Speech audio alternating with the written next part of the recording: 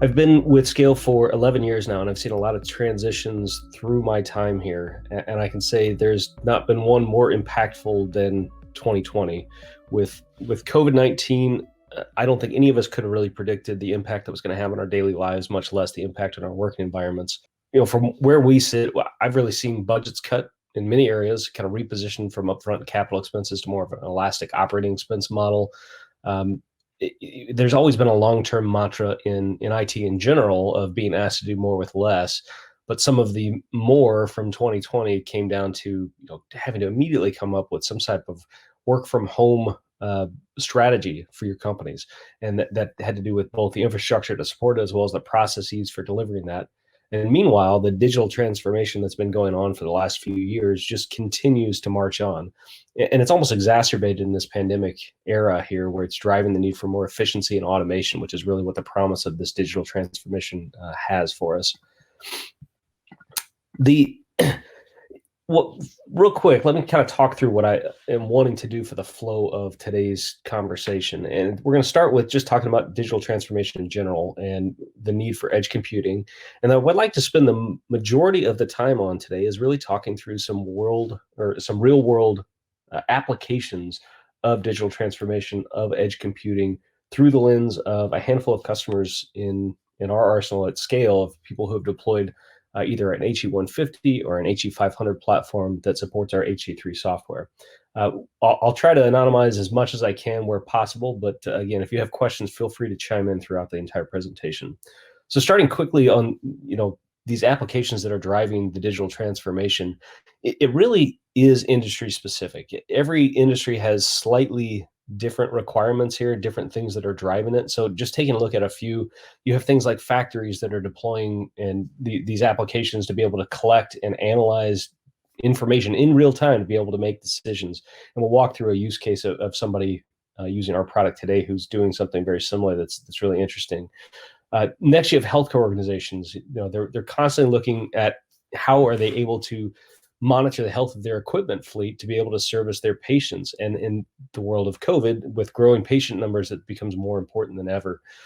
In retail settings, anytime you can add automation into a retail environment to limit the face-to-face interaction, but also just limit the friction that a customer would have and kind of giving that seamless experience between online and on premises. That's really what retail is all about right now.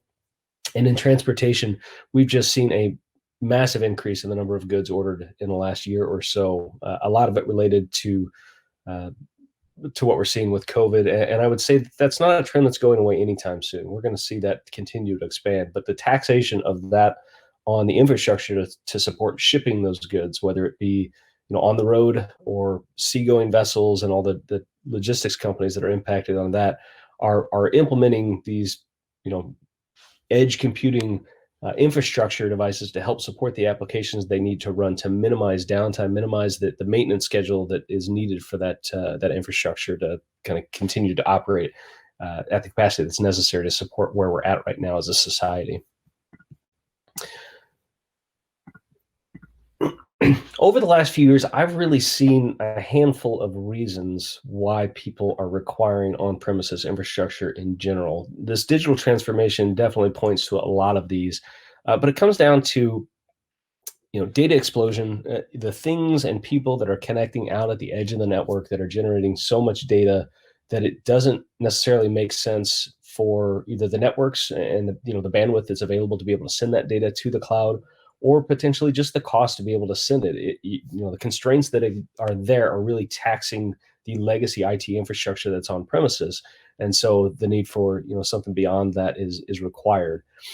Resiliency, both application resiliency as well as just resiliency of being able to consistently connect into the infrastructure to rely on these on-premises applications just continues to grow. One of the use cases that we'll talk through later is a multi-billion-dollar grocery retailer that was looking to deploy on-premises infrastructure. And some of the locations that they were deploying it on or at, were really remote, and it just did not have a reliable internet connection. And without that, that would clearly mean downtime to the store. And so having something that is fully autonomous, that can be relied upon on premises, to you can consistently, act on and make use of, it is a requirement. Latency is another one that's really interesting. I would say above all the four that I have listed here, latency is by far the biggest driver for edge computing in general. IoT devices being able to generate a ton of data and then having to make real-time decisions based on that data means that real-time analysis has to happen in the microseconds that it can do on premises versus the millisecond latency of going to and from the cloud to be able to make real-time decisions. And then finally, regulation. The more personal, identifiable information that's created out there, the video surveillance products of the world, just whether it's PCI or HIPAA compliance or GDPR in general, those type of regulations are not going anywhere. And so the ability to create data and have it live in the four walls of wherever you're creating that, being able to act on it there and then destroying that, or at least anonymizing that before sending that on, really is one of the other four common drivers that we see in this use case. And just to level set a little bit, when I'm using the term edge computing, this is a fairly recent word, and I will admit, more than anybody, this is a buzzword. This is not, it's an interesting word. I think probably a decade ago, you would have thought of it as robo, but what's happened is it's not just remote office, branch office. It's the fact that there is this, edge of the network to either the cloud or the core that ties this entire, really arc together to be managed, monitored, and used holistically. And our definition of edge is a company that I think you'll see from Gartner and other analysts in the industry that will say it's really anywhere you're running mission critical applications that reside outside of the four walls of the data center. So, applications that are not run in a tier one data center, are not run in the cloud, that have to maintain that uptime, that is edge computing. And so we'll walk through some of the examples throughout today. But what I want you to see is that there are a handful of characteristics that you're going to see kind of tie through most of the use cases that we talk through. Again, intentionally located outside the four walls of the data center. There's a unique need in each of these use cases to bring the data as close as possible to where it's being generated. You're collecting and processing the data there, and a lot of times it's a lot of data, and then reducing that vast amount of data into something that can then be sent on, analyzed, and used later. And it acts almost as a bridge between that on-premises infrastructure and cloud operations. And again, anytime I use cloud or data center, you can almost think of that as one and the same. Whether it's your data center or somebody else's, it's that kind of sky resource that you're going to use for that later analysis with the data that you're generating on premises at the edge.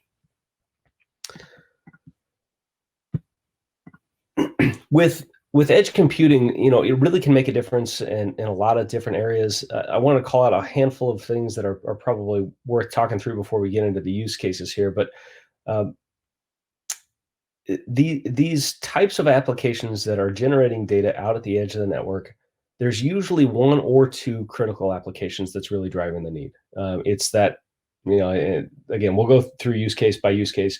But the one that's popping out in my mind right now is one of the very first ones we're going to talk about, which is in an industrial setting where you're using the PLC on the production line to generate sensor data and analyzing that data in real time.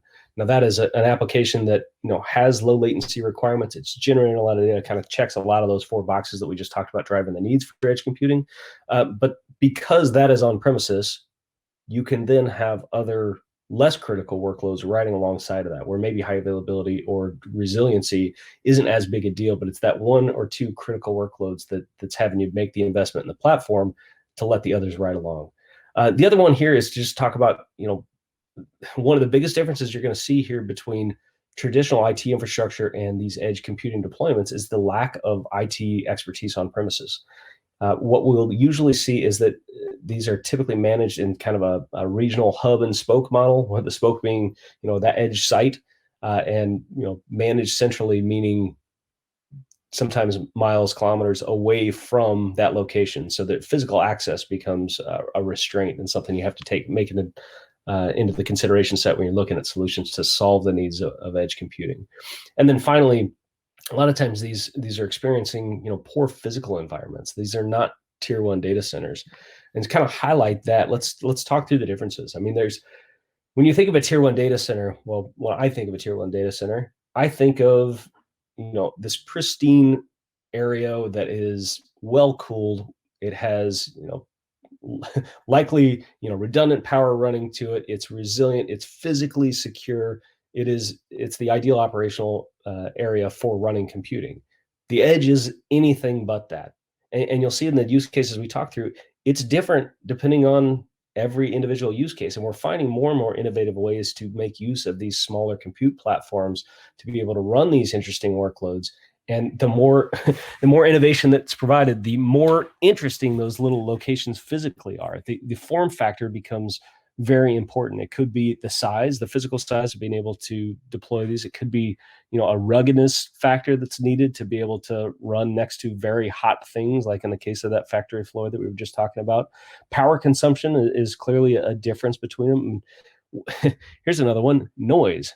When I think of a data center, I don't actually think about this, but when you compare it to the edge, it becomes pretty amazing. It's like you go into a data center, it's almost deafening, the fan speed and the noises that you have coming out of that. In an edge environment, it's possible that these things are running next to people that are trying to provide transactions to end users, meaning face-to-face interactions that cannot be disturbed by really loud things. And it's all those types of things that you don't necessarily think about in a traditional IT environment that really become a vital factor in determining what solution makes sense for your environment.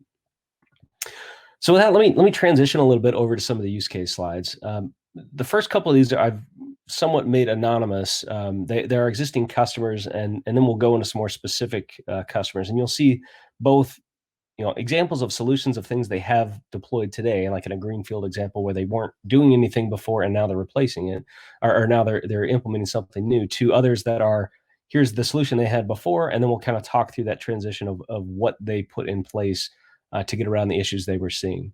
This first one here is all around Industry 4.0, and there's another buzzword for you, right? So we first talked about edge computing, now Industry 4.0. Industry 4.0 is really around industrial IoT. It's around, bringing additional compute resources near factory floor environments on the production floor next to the machines and the robotics that are creating data. And this is actually a use case that came from one of our customers that had split out their IT infrastructure into their on-floor networking environment, which was a physical box that they had sitting next to a robot.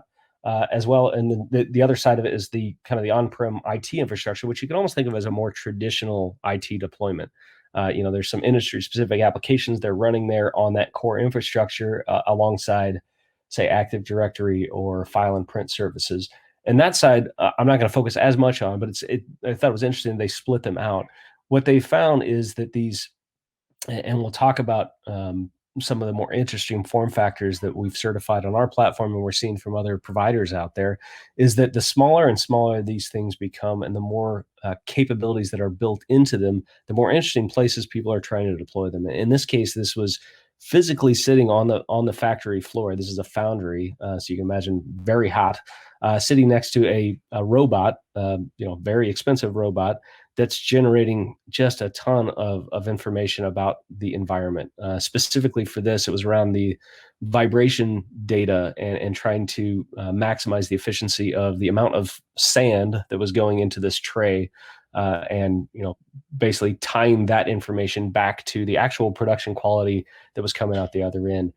We commonly see people using this type of data to be able to prevent issues in their environment, right? So if something breaks, they want to quickly be able to identify that, or ideally be able to even predict before that happens, to be able to perform the maintenance that's needed to prevent downtime in the environment and keep the production levels as high and as efficient as possible. The next use case I'll talk through is more around the retail edge location. And similarly, while in that Industry 4.0, where they're separating out these individual clusters sitting across the factory floor, in a retail store, there's usually back office operations, kind of the store infrastructure, backup store operations that are going to run a point of sale system, inventory management system, those types of applications. But we're seeing some more unique use cases where they're taking smaller form factors and trying to put it next to, say, digital signage that's interacting with those customers right there as they're walking through. Retail in general, I've got a few examples in because it's one that we've seen several customers deploying, and there's a lot of interesting trends going on there with this seamless experience that they're trying to provide between online and in-store activities, and being able to personalize that shopping experience to really make it more of an event than it is, just walking into a store and having a transaction. Now that's counterbalanced right now, given COVID-19, and again, trying to automate to try to reduce the friction and reduce any face-to-face activity. So like cashierless checkouts and those types of things are also going on premises. And so all of those are really driving the need for additional on premises IT infrastructure that in the past either didn't exist or was being misused and kind of overtaxed. So going into some specific use cases, here's Reese's Dental, and now this is a multi-regional, or excuse me, a multi-site regional medical office deployment where they've got. Here we list 25 to 75. I think it's in the 50 range, primarily on the west coast of the United States. Here, they primarily service lower income areas, and so cost is at the forefront of a lot of the decisions they make, as it should be, to help service their clientele as best they can. Now, they had a critical application they were not able to move to the cloud, and they were already starting this move to cloud resources for email and just general office applications, which we just stop there for a second and say that in this new world that we live in, where we have seen this pendulum effect where there's a centralized data center going to this decentralized position and then back to cloud resources centralized, we're starting to see the pendulum switch back as part of this digital transformation to where my belief is this is going to end somewhere in the middle in this hybrid cloud, where there are applications that, through the laws of physics and the other drivers that we already talked about, are going to remain on premises, where some applications absolutely should be run using cloud resources, whether that's cloud resources you're managing yourself or through things like Office 365 as an example. I am constantly looking for those types of applications as a product manager, because I think it's just interesting to hear the overall holistic view that people have on their infrastructure today. But let me just be the first to admit that not all resources should be run on site. Not all applications should be run on site. There are absolutely applications that should take advantage of the deep and cheap storage the cloud can provide, the elasticity the cloud can provide. But for those use cases that can't, that's where this type of infrastructure and efficiency is the name of the game when it comes to deploying that. So they had already started that transition, but they realized there were certain applications they needed to keep on premises. At the time, they were running single servers. So you imagine calling up Dell or HP and having a single server on site. Since you are not physically located on site, you typically will supplement with some kind of 4-hour on-site servicing or something to help bridge that gap of coverage to where, if there's downtime, if that server fails, how do you keep the operations running? How do you continue to see patients in an environment where you can't necessarily rely on the on-premises infrastructure? This particular company looked at our HE150 line, and I've got another slide coming up that we can kind of talk about the various types of platforms that we've certified and kind of map them back to these use cases. But they continue to roll these out, and again, it's keeping an eye on complexity and cost. It's all about what decisions can you make in your infrastructure on premises to avoid rolling a truck out to actually physically interact with that. And that can be from the deployment itself initially to the ongoing maintenance and management. As I continue to walk through these, I think you'll start to see the themes arise here. Again, another example of this happened to be a grocery retailer, or at least primarily grocery retail. I think they've got some additional retail sites that deal in hardware, primarily in the Midwest. They were running 1 or 2 physical servers at each location, sometimes alongside a video surveillance system that was separate, kind of a separate physical VMS that they were running on premises. All those applications, they were looking to consolidate on a centralized, central at the store, I should say, a centralized infrastructure to be able to just consolidate that and have it easier to manage and maintain. They were struggling to, they had additional applications, additional things they were looking to deploy in the environment, and their existing environment made it difficult to expand on. And, that usually meant if If you're not in a virtualized world where you can just add additional workloads on the existing infrastructure you have, that means deploying new infrastructure. And that can be costly, both in terms of deployment as well as the ongoing maintenance and management of that. So that was kind of the Jerry's Foods use case of why they were looking for additional on-premises infrastructure. And I'll, with all of these, with simplicity being at the core of it, you really need a solution like HCI, which is called hyper-convergence, where you're taking the storage, the virtualization, the compute into an appliance form factor and running it in kind of a set it and forget it mentality. And I'll talk through the scale computing version of that and try to take it a little broader so you can understand how the entire category works and what the differences are between us and others. Delhaize is probably the most interesting to me of all of these use cases that we've talked about. Delhaize, if you've heard of them, it may, here in the US, it could be under the banner of Food Lion or Giant. They came to us looking to deploy hardware at around 800 sites out of their Belgium office. So they were, again, going back to that hub and spoke model, they were centrally managed out of Belgium for these 800 sites. And it was really made up, I believe, both of owned stores that they owned and operated, as well as franchisees that they provided the IT infrastructure for, but obviously did not own the franchise location themselves. They needed something that was fairly small footprint. As talking to the head of innovation that was really handling the project there, he told us early on he was looking to deploy these between the bananas and the pineapples, which was his way of saying this needed to be, a place that was physically constrained. It was going to be around people, kind of off, physically separated, but right there in the store. And we needed to keep that in mind as we were customizing new hardware for them. At the time, before they had looked to deploy HC3, they were running single servers or even desktops at some locations. And each of those desktops and servers really represented a single application for the most part of things they were running in store, like the point of sale system, the loyalty system, inventory system, that sort of thing. And again, they actually had a security event where a breach caused them to look at consolidating all this onto a centralized infrastructure out at each of the stores. And that consolidation is where HC3 came in to provide that. And there's a bunch of other things around here that, again, with Delhaize, with Resys, with the industrial IoT use case we talked through, limited IT resources is really the theme. And if you think of that as the primary reason or the primary requirement as you're looking at the infrastructure you're going to deploy here, you'll need a solution that is easy to deploy where provisioning initially becomes important, but scaling eventually kind of day zero, day one, day two type of operations are really well thought through. And so that was one of the draws that Delhaize had to Scale Computing in our HC3 Edge product line. The last one I'll talk about here is Northern Marine. And Northern Marine it's a seafaring logistics company. So they have these ocean-going vessels that were running all sorts of applications.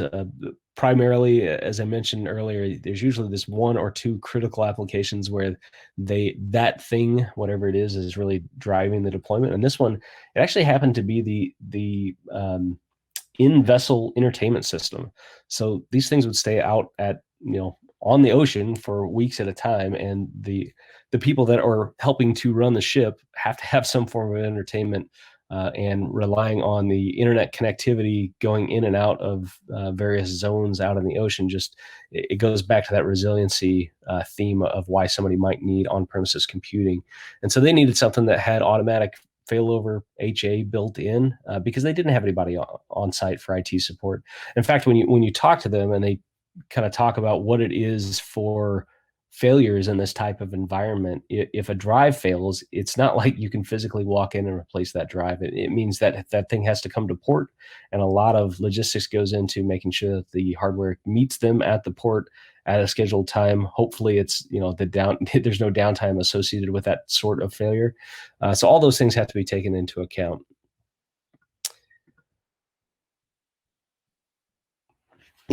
When we talk about the requirements of the edge, there are a handful of points that are worth talking about. These things have to provide high availability. They have to really be built for running autonomously. And autonomous is somewhat of a canned word, but I really just mean set it up and not have to worry about it.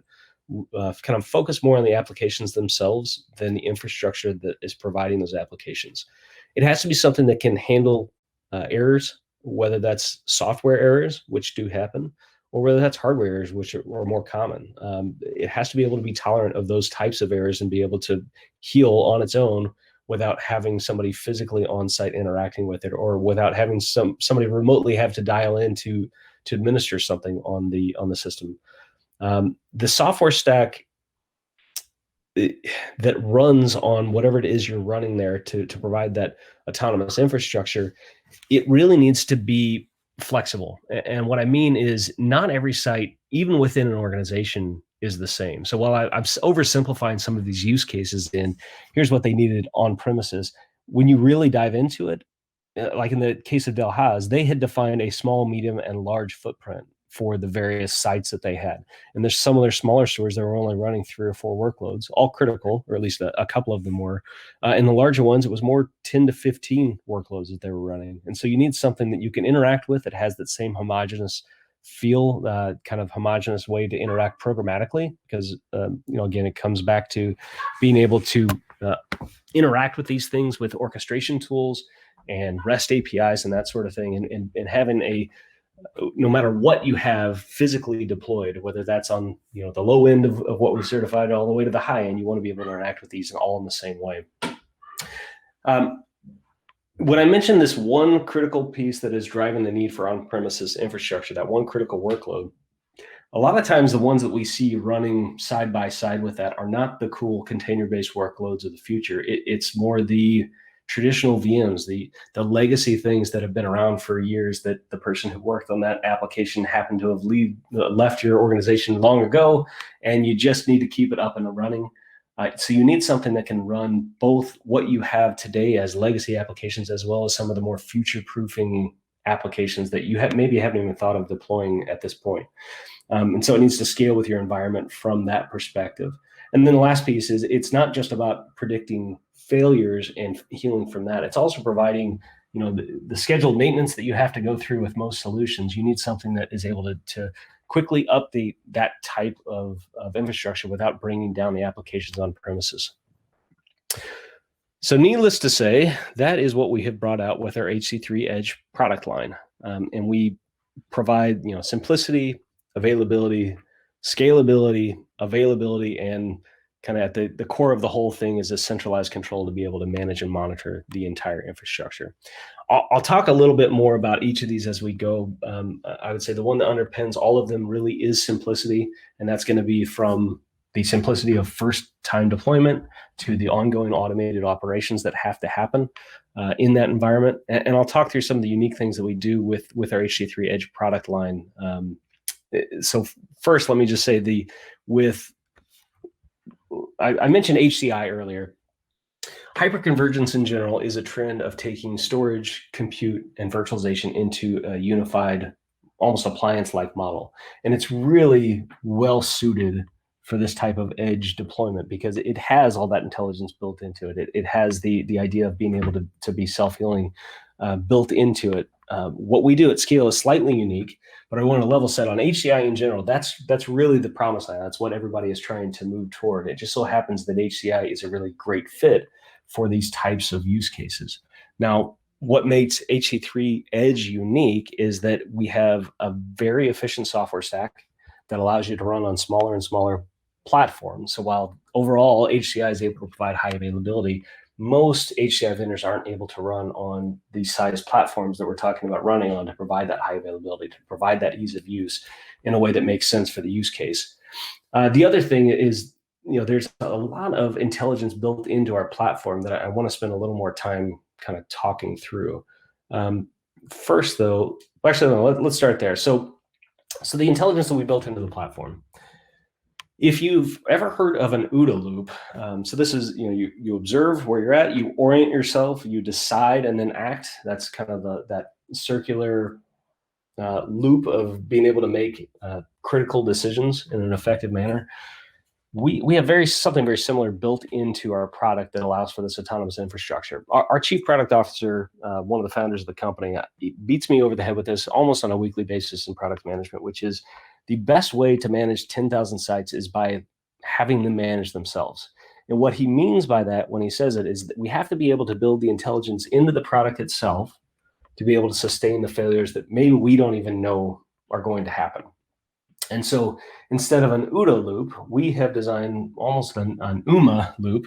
So we're observing what's going on, we're orienting ourselves to that, and then we're modeling based on the failures that we have seen in the last decade of running on-premises infrastructure for our clients. We're kind of modeling out what needs to happen in this complex clustered environment to move from my current state to the desired state of where I want the product or the system to be at, based on this model that we know is going to work in this clustered environment, and then finally act on that.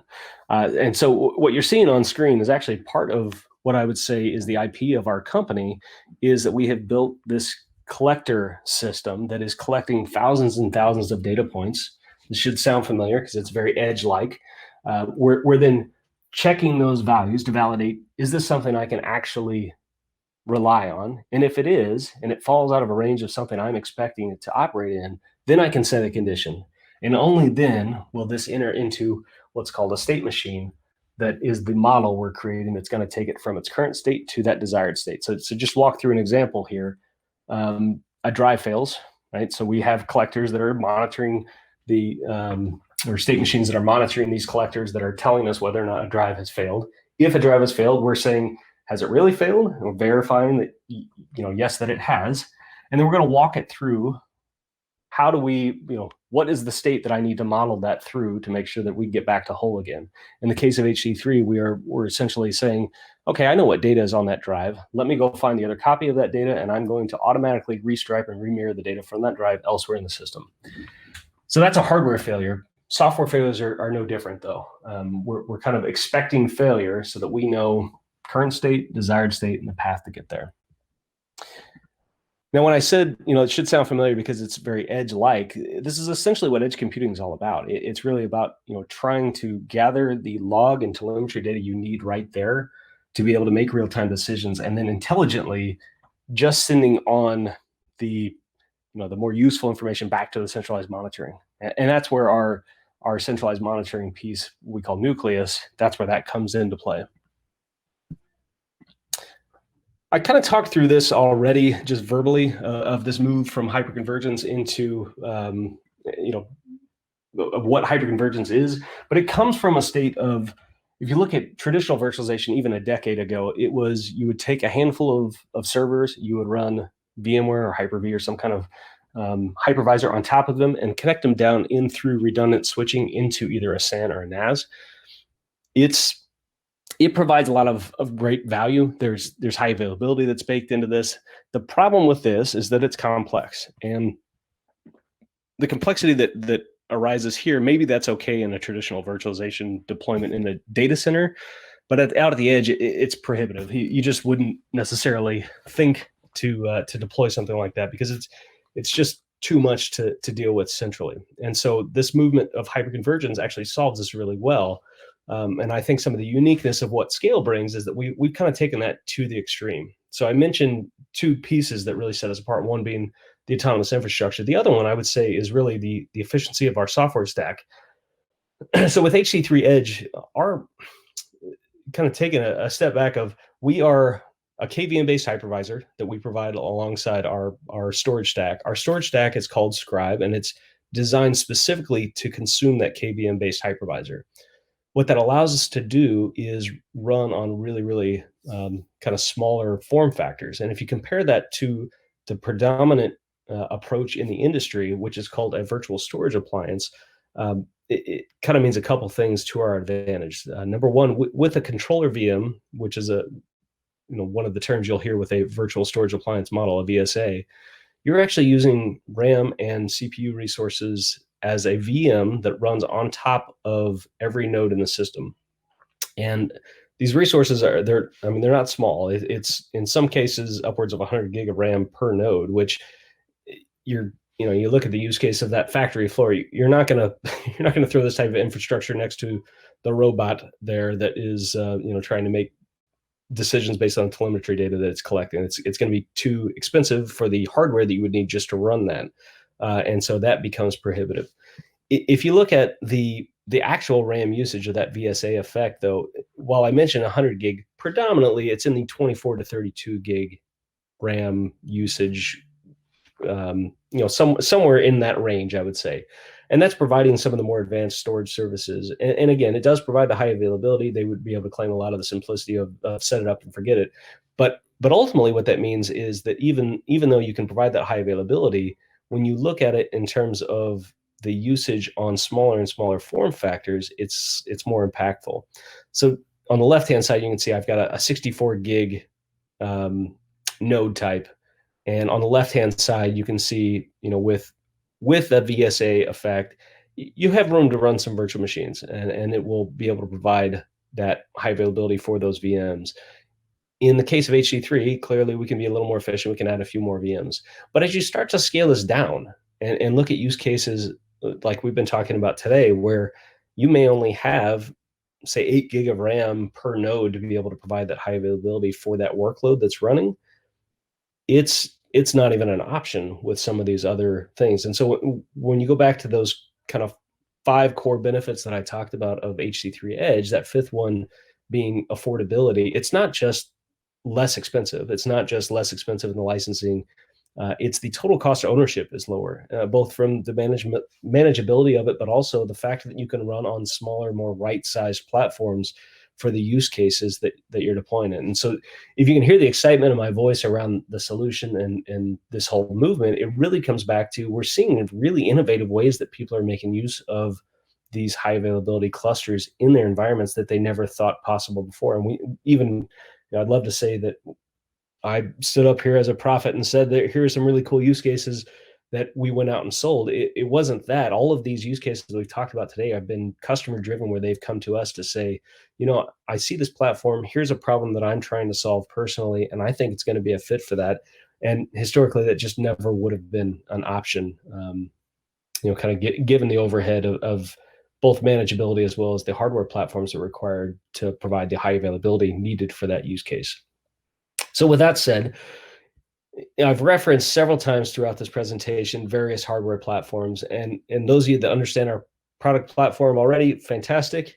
What you're seeing on screen is kind of an end-to-end solution for your entire business. It's from edge to core to cloud, and the idea here isn't that I'm trying to be prescriptive. I think hopefully if you take away nothing else from this presentation today, understand that we realize how unique and bespoke everyone's use cases are, and the fact that here's this breadth of various hardware platforms that we've certified. Just know that if you're talking hundreds to thousands of sites, customization is clearly the name of the game. It's all about eking out every cent that you can from the hardware that you're deploying, because there's a multiplier effect where everything you're investing on a single site, you're now investing across hundreds of sites. And when you're looking at something that has that multiplier effect, every little cent that you can eke out is valid. And so primarily what we've talked about today are customers that are using the lowest end of our platforms. Typically, they would fall into this HE150 series.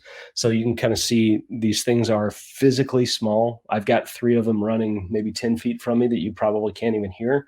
They're really perfect for that retail environment where noise is an issue, power, maybe an issue. You don't necessarily have data center like power there. They're surprisingly powerful though. So these are NVMe based. They can have anywhere between 8 and 64 gig of RAM per node there. Critical form factors, and I would say somewhere in the neighborhood of 1 to 10 workloads. Again, that's not prescriptive, just an idea based on the available compute resources on the nodes themselves. In my lab, I've got 3 of them here, and I probably have about 5 applications running on there, primarily Active Directory and that sort of thing. But I'm also running, a Kubernetes cluster, running containers on top of that just for fun, and it works really well for that type of use case. For the HE500 series, that's kind of a step up in capacity, if nothing else, over that HE150. And this is an interesting one because this actual line came from that Dell Haas use case. So 3 years ago was when they first came to us, and there was a predecessor to this that we selected because of the physical characteristics of the chassis itself. It's a short depth that worked really well in a telco rack. And so that short depth combined with the capacity points and the it runs on the kind of E2000 series CPU from Intel. It's a very capable platform as well. But again, I would say these two are primarily what we see deployed in edge type of deployments. And then you would take, go back a couple slides here. Usually you would take an HC3000, maybe the upper end of an HC1000 or HC5000 as that core infrastructure. And of course, we have all the DR backup capabilities built in to replicate between sites and failover and that sort of thing. And people do make use of that. It's not as interesting in this edge use case of kind of site to site necessarily, but we do see some customers that will deploy because we have the ability to run either as a single node or maybe two nodes replicating to each other, or a 3-node system providing high availability. Customers will make use of that functionality and replicate back to a centralized site that they can fail over to later. So I would just, again, underscore the fact that there's a lot of flexibility in the platform, and we will make sure that it's right-sized for your use case depending on what your needs are. So now I've talked about a whole lot of different deployments. How do you actually manage these? I mean, what is it you're using to interact with these on a day-to-day basis? I've talked about the autonomy of it, and once it's up and running, the fact that you can just set it up and forget about it's great. But how do you even get there? So I want to spend a little bit of time talking through that. This is kind of an end-to-end deployment that we can talk through, which starts with there's a web-based portal that you use we call Nucleus, and this is really it's an optional license for being able to manage all of these independent sites. It's perfect for this edge computing use case as well as MSP use cases where you've got maybe hundreds of clients that you're having to manage and monitor. As a starting point, let's say today you decided you were going to deploy this out at 100 of your sites. You would actually start with this interface and you would go and import a list of, here are all the things that I know are going to be deployed. This all goes back to zero-touch provisioning. So you're going to input the information that is necessary to initialize these nodes and get the applications and things up and running. So in this list that you're importing is going to include things like the networking information, right? So what's the IP address of the node? It's going to include things like a tag on what type of infrastructure you're going to be deploying there. What sorts of applications does this tag have associated with it? And then once it's imported, as these sites start to come online, they will reach out and say, okay, here are 3 nodes out at this remote site. It will reach out centrally and say, do you know who I am? This centralized database says, I recognize your MAC address. Here's your IP address. Here's everything you need to know to get initialized. And once that cluster is initialized and nominal, it can take it a step further through things like Ansible integration to be able to actually deploy the workloads on top of that. So a full VM lifecycle type of things in all the way through to the applications themselves and deploying that. So you can really go from unboxing to standing up applications without really ever having to have on-site expertise. And some of the customization that we've seen with some of the deployments mean that it's not, these are not even being shipped out in the original boxes. Sometimes these are being moved into small rack mount cabinets that are being shipped fully cabled and ready to roll. Whenever it gets plugged in, it's ready to go. And they can reach out and kind of initialize from there. So a lot of really cool advanced functionality there. That's the setup. That's the kind of day zero state of these. Day one goes into the autonomous infrastructure that we talked about earlier, and the fact that we have a very robust REST API and integration in with things like Ansible allow you to orchestrate a lot of the more advanced things you might need to do to administer these individual sites.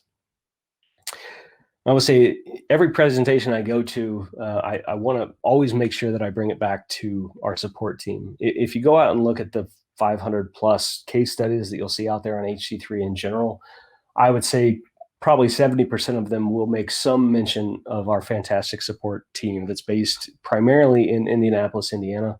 It's 24/7 operation and very high quality engineers that are there partnered with you, both for services of all the things you might need to do with the infrastructure itself, all the way to just standard support.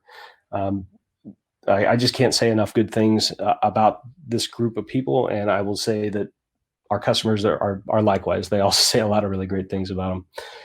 We are trusted by names, I've gone through a lot of the use cases here, so I won't spend a lot of time on this slide, but just, there are a lot of very large companies that are, this edge computing distributed enterprise type of use case, as well as a lot of small businesses that also have, limited to no IT resources on staff that need to kind of manage their infrastructure. And so a solution that's right sized for that type of environment of 0 to maybe 3 or 4 IT administrators is where HC3 shines. And so you'll see a lot of customers that, maybe the company down the road that is not as well known as, say, a McDonald's or a Del Haas.